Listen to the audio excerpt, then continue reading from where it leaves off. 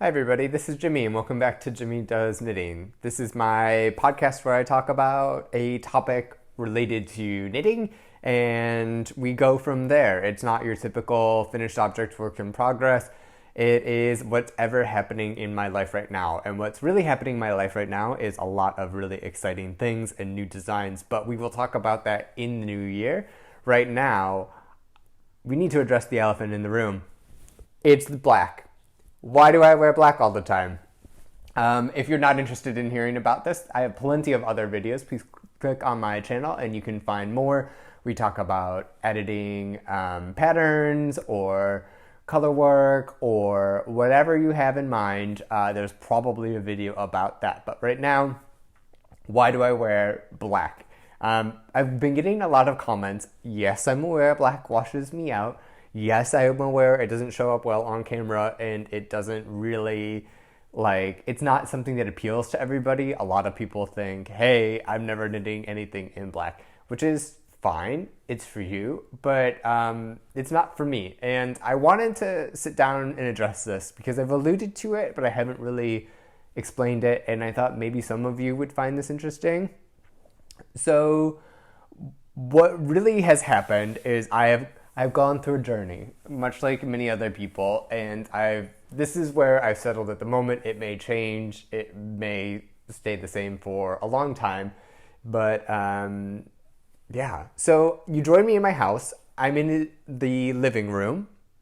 This is not a typical location. As you can see, the light's pretty uneven, so it's very difficult to tell, and also it's really dark, so you can't even see the black stuff that I'm wearing. I'm wearing my polar hoodie. This is the not the test. This is the prototype, I guess is what you could call it. It's made in Drops Nepal in black, and I'm wearing my trusty sweatpants. So this is where I do all my knitting. This is what I look like on a daily basis when the cameras usually aren't on. So I thought that I would wear that. I'm a bum. This is my house uniform, let's call it. And then we can address more about the uniforms. But first, let's talk about my different eras. When I was younger, I was much more into a blue era, and I still love color, as you can tell around me, and I really love the color blue. And I was told when I was really young that wearing blue really made my eyes pop, which is true. And I was a preppy little kid, and so I had a bunch of different jeans, and I think I had 30 or 40 blue collared shirts that I would wear around that I all got at some outlet center by our house on the lake. But I was this preppy little Jeffrey Bean polo looking person, and I had a ton of blue stuff like that. And it wasn't so much a uniform or a rule, but that's what I gravitated toward, and that's what I mostly wore. And then as I got older and went to uni and stuff, I morphed a little bit, and then when I moved to Boston in 2010, there was a decision to go into the gray era. So the gray era was gray, gray, gray, all spelled differently is what I did, and it was tonal. And so the idea is that everything went together because it was gray, and as long as the two grays weren't too close together or they were exact, then it was fine, and all my clothes would match. Back then, I also did have pops of color in my wardrobe. I did like to play with patterns and different textures and stuff like that. So I did that for many, many years, and then I moved to Amsterdam, and a lot of things have changed because of that. So I have some notes over here, which is what I'm looking at. I came to Amsterdam with 2 suitcases. I literally sold everything except my house, and I came here on a whim. I just didn't know what was going to happen. I didn't know if I would stay. The answer is yes. It's almost 9 years later. I'm here for a while, but it could have just been a 3-month thing. It could have been a couple years. I didn't really know, but I took a leap because I figured that was the time to do it. I was really burnt out from my job, and I came here with 2 suitcases, and that's all the stuff I had to my name. And that really taught me a lot about minimal clothing and minimal living and traveling and stuff like that. I had really hard time finding housing for the first year. In Amsterdam, it's very difficult. I couldn't even find like a room, even though I had a job and I could afford it and stuff like that. But I had to keep it down to those 2 suitcases because I was on the move. I think at the first year in Amsterdam, I stayed in like 10 different places. It wasn't a great time for me, let's say, but it was about minimal living and making sure things work how you want them to. From that minimal living, I realized that my things really had to go together, and that it was nice to not have so much stuff. And I needed more than I had at that point, but I didn't have to keep track of so much stuff. And I knew the outfits that I had were pretty workable, and they worked in that moment.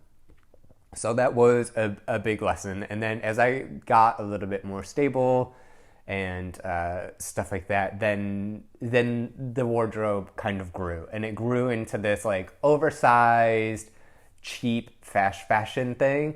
I was a bit of a club kid. I was a bit of a partier, and that was just like kind of a blur, if I'm going to be honest. If I wasn't in the best space, and the clothes just got messy and whatever, and they ran through very quickly, and it wasn't anything nice. And so once I started calming down in my life, once I've stepped away from the club and the speakers, I came to realize that I get really overwhelmed by a lot of stuff if I'm not distracting myself with other things. And so I really wanted to just pare things down, and so I slowly upgraded my clothes, and I went for better things, not cheap fast fashion, and stuff that actually looked nicer and actually fit me. And then we hit 2019. 2019 was a travel year for me. I traveled to, I think I had 8 or 9 weeks holiday. I was freelancing at this point, so I could do this, but I had like 8 or 9 weeks holiday. I went to America for 2 weeks. We went to Canada. I went to India for a couple of weeks, and there were a couple of other places, but India was really it. Like when I came back from India, I had just moved in with Mr. Does Knitting. I forced myself upon him because the lease I had was up. I said, I'm staying with you for the summer. I will literally be around three weeks out of this whole summer. So I'm dropping all my stuff at yours, and then we'll find a place to live. And in India, I made the decision, we're going uniform. We're taking out all decisions that we need to make in the morning, and we are going to start with something clean and an aesthetic that is more manageable for myself and the planet. I get really overwhelmed, and if I don't have to make a decision in the day, then that's what I want to do. So another part of this was sustainability. The fast fashion stuff that I was going through, I was running through the clothes, and that's just not something that I want for the world, and I don't think it was really great. And if I want these clothes to last longer and look nicer and stop looking so sloppy, then they needed to upgrade the quality and really commit to something. And so that's where we are. And we decided on, the royal me, decided black was the way to go. Black was always, I thought looked classy. I thought it looked nice. And if I spill on myself, you don't really see it. I cannot wear light colors. I'm not to be trusted. I'm hard on my garments. I'm hard on my things. And just black was it. Something about having a planet in the 12th house is what I've heard is you go monocolor. Well, I really took this to the extreme, and I made a uniform. So what this does for me is it eliminates decisions in my wardrobe. I wasn't a knitter at this point. I don't think I really started knitting until 2021, 2022, something like that. So I really only had like a couple of things, and then the knitting came later. But I wanted to make a uniform. So first, I used up what I had. So there were a couple of gray things that were still there. And then just as they wore out, they were gone, and they were replaced with higher quality and black things. and I wanted to use some secondhand stuff. So Mr. Does Knitting is a little bit more muscular now than he was when we started dating. And so I got a lot of his hand-me-downs and I wore those. And over time, we're just like replacing different things. So I wanted to take you on a quick closet tour. This is actually really a bedroom that was the smallest one in our house, and we put our wardrobes in here and luggage and stuff like that. This wardrobe and this wardrobe are Mr. Does Knitting, but this one in the back is all me. And you can see what I'm talking about. It's a very small house, so I'm sorry about the shots. There I am. But let's go through the wardrobe. We have on this side, we have commercial sweaters and hoodies, as you can see, all black. Moving down, I have my t-shirts. And what's great about this is like, for this one, this is the one that I've worn furthest like long ago. And then this one is my most recent wear. And then shirts, I just pick one off the top. If it's an exercise shirt, I'll just go down. Here you can see I have a couple of other sweaters. These are not black because there's my Polder hoodie for the test. And of course, my Christmas sweater is out because that is needed. And then there's just some storage down there. But if we move to the other side of the closet, I've had to buy a stack for all of my sweaters because I've knit a bunch of sweaters. But yes, so knit sweaters, these are not organized in any particular way. I can usually tell what they are by the fabric that is coming out, which is fine. I have my jeans, so these are my old pair, but all the rest are exactly the same. I have my black sweatpants, my workout clothes, which is bottoms and leggings, and then you have all my shorts, which is just 2 pairs. I've got underwear in here, which is basically all Calvin Klein. We have my drawer of black socks. I have some other workout socks from a long time ago. And then miscellaneous stuff, swimsuits, ties, all of that. And so that is how I organize everything, and that is what's in my closet. Let me tell you about the rules. I wrote down 10 rules for my wardrobe and why we needed to do this. So 1 in, 1 out. I have just about the right amount of clothes that I need. If I go on like a 2-week holiday or something, I might need to buy some more. But in general, I have the right amount of clothes for me at the moment, with of course an excess of sweaters, but we'll get to that. It's really just like socks are it, underwear I have the correct amount, jeans I have a minimal amount, and same thing with exercise clothes. And I just don't want to overbuy or have things just to have them. I find that if I have a lot of things in my closet, I find it overwhelming. 2, as sustainable as possible. I mean, ideally I would like handcrafted, like linen or cotton or something like that. Everything. I've realized black and dyeing it is not the most sustainable, but the fact that it is what I will wear and it will go with everything, I think that is something that is sustainable. And then I try to be smart about the companies that I purchase from. So for t-shirts, I've been going for something like Arm Angels, which has all organic, 100% cotton t-shirts. And I find that as I wear through t-shirts, I try to buy those because they are ethically good and they pay the people fair price. And it's just like there's no nylon or anything. That's also why I try to knit with 100% natural fibers. And by natural fibers, I mean a protein fiber, which is like an animal fiber, or a plant fiber. We've discussed I don't like 100% plant fibers, but that's just because of the control of it. It has nothing really to do with the whatever of it. I mean, we can get into that, but that's not this video. So part of being sustainable is I wear something and I wear it out.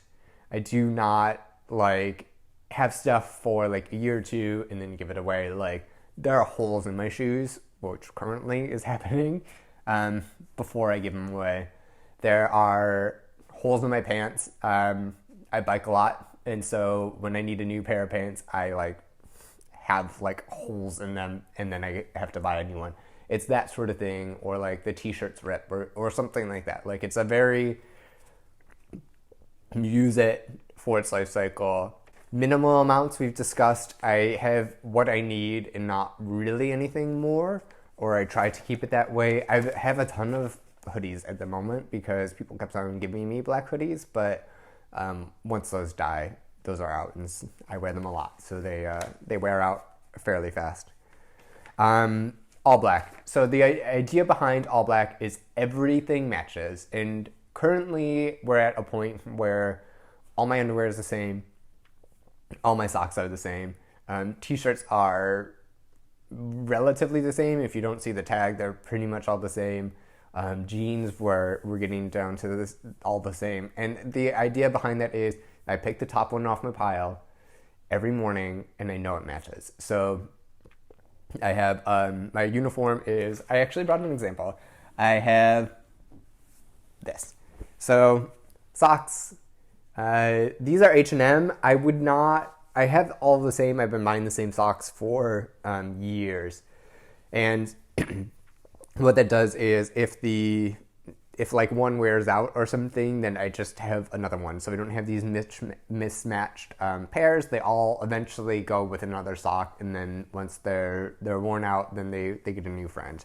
If they're all the same, then I don't even have to think about like, do I want this one? Do I like this fit? It doesn't even matter. And then I put on a black t-shirt. This one is Armed Angels. I think they're really good company, but yeah, just like a plain black t-shirt, 100% cotton, solid black, like nothing fancy, just a traditional fit that works well. A pair of black jeans. These were a little bit of like a fashion choice at the time, but these are also like 7 years old.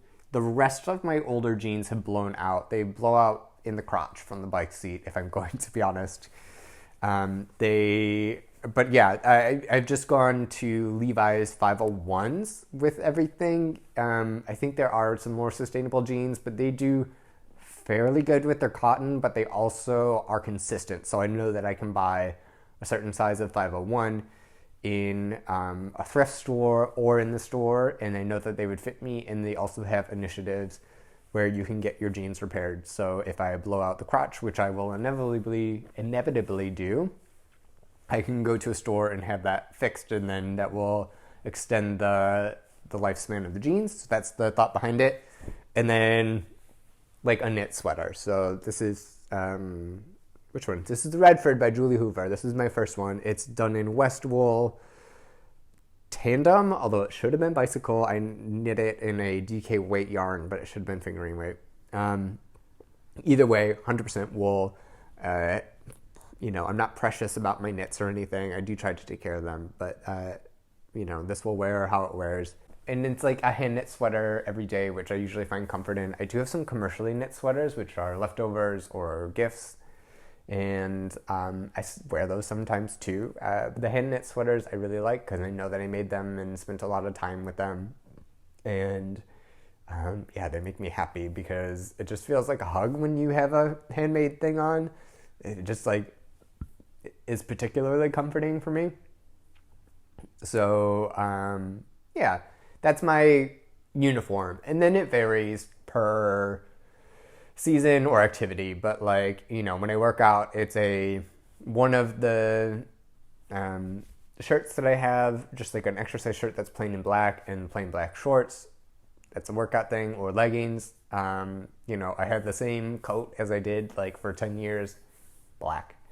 I have knits and accessories and stuff that are all handmade out of 100% wool that I wear. So it's a pretty varying thing. I have 2 pairs of shorts that I alternate with, and then I have, I just wear my shirts all year round. I don't have special summer socks. I don't have special summer tees or anything like that.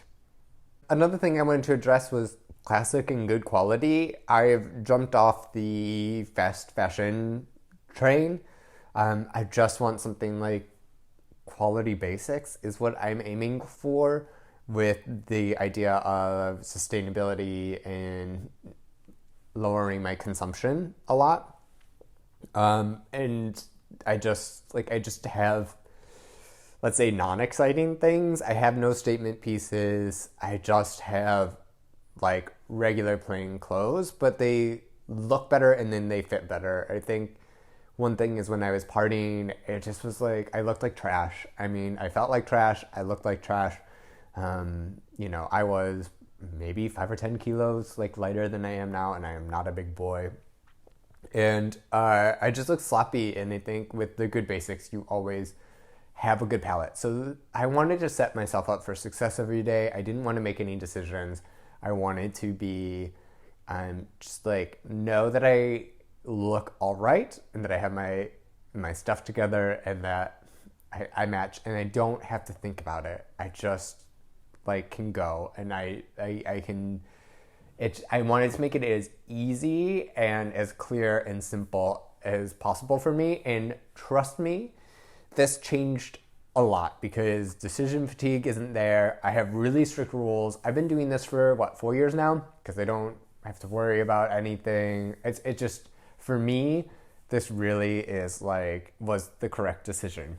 As I said, I was trying to align brands as I go in. So like socks have now become all the same, or underwear has all became the same because I just have I've worn through those the most, let's say. The idea is that like even within those little decisions, if I had like 12 different types of black socks, then I would still be overwhelmed by like which black sock do I wear, or like is there a particular order. That's probably why I haven't knit any of my socks, because if I wanted to be super sustainable, I would get like Mondim or some Garth Nor or some of that onion nettle sock yarn and just knit myself all my socks. No one-offs is another one. If I need something for a party or a special event or something like that, I will either rent or I will borrow from somebody. I'm not going to buy something because, we need to. Like, I remember one time at work, we took this personality test and we had to wear, like, what our color was and stuff. And I just borrowed stuff from Mr. Does Knitting. He has enough clothes for the two of us. And that seemed to work for that. And that's how I like to proceed with things. I'm not going to go out and just, like, buy something to wear once and then throw it in the garbage. Another rule, number 8 I have, is that secondhand pre-loved. Like I said, I set myself up so I know what jeans I want, or like if I have a pair of shoes that I see in a secondhand store that I need a new pair of shoes to replace with, that I could do that. Same thing with like jackets or anything like that. I can really do that. Just get like a timeless piece that has already been worn. Wear it till it's dead. I wear everything until it has holes in it. My pants, my shoes, my socks, my shirts. That's when I know it's time to get a new one. They sometimes get downgraded for different situations, let's say, depending on the quality and the niceness. But in general, I just pick off the top of the pile. And when it's done, it's done. And that I don't give a lot of clothes away. I give a lot of knits away. Things that I've knit, but I don't like take things to be donated and then like stack up in a pile in the middle of nowhere and it's about being half plastic and non-recyclable. Like that's just not something that I'm interested in, which is also part of the reason why I want to buy as organic as possible or as 100% material as possible, because then it can either be recycled or it can return to earth, ideally. We live in this society. It's not the easiest to have happen, but I do, I guess, the best I can with the circumstances I have. I suppose I could do a little bit better, but I think compared to most, I try not to. The final thing I have is that I can knit as much as I want to. So I have more jumpers than I would normally like to have because I keep knitting them, but I have given myself permission to do that because they are 100% material of like a single material like wool, or they can return to earth. I know where they're coming from because I'm making them. I know it's in them because I'm purchasing the yarn, and I enjoy it. I'm not going to limit my creativity in my enjoyment of something because it's my hobby. It's not a fashion thing. It's because these are the type of things that I enjoy knitting on, and I don't want to stifle that. I don't do much anymore. I really don't go out anymore. I don't party. I don't drink. I don't do any of that. So I have this, and I have yoga, and I have, my little life and travel and stuff. But I really keep it to a minimum, and this is what really brings me joy and happiness. So I don't want to place a limit on that, especially if it fits into the rules of like very sustainable, slow fashion. It fits well. Like, that's the thing about a knitted garment, is it like fits exactly how you want it to fit because you're making it, and that's really, I think, a special thing. I can either, I don't know, compost it, or I can give it away to somebody else who will enjoy it, that's roughly the same size as me, and we can go from there. Or I can just knit for other people, which is what happens when I'm not knitting something black. But that's why you see so much black knitting from me. It's because of these rules and this journey and this uniform that I wear everywhere. And yeah, I just wanted to say my piece on it. You don't have to tell me that it washes me out. You don't have to tell me, there are lots of thoughts and opinions. I realize that this might be a bit of a controversial thing. Also, like, you do you. I'm not judging anybody. Doing things outside of my rules is just not for me anymore, and that's fine. Anyway, I am slowly dying here. My throat just wants me to cough. So I will catch in with you guys for the new year, and I'll see you later. But I thought it would be fun to just like sit and explain myself and have this on the record and have a different location. So enjoy your holidays. I'll talk to you later. Be nice to yourself. Be nice to other people. And I think in this season of giving and renewal, that we just take a little bit of time to sit and reflect and be grateful for a bunch of things. Because I know I've had a rough year, but I'm certainly grateful and appreciative of many things. Anyway, I'll talk to you guys in the new year. Goodbye.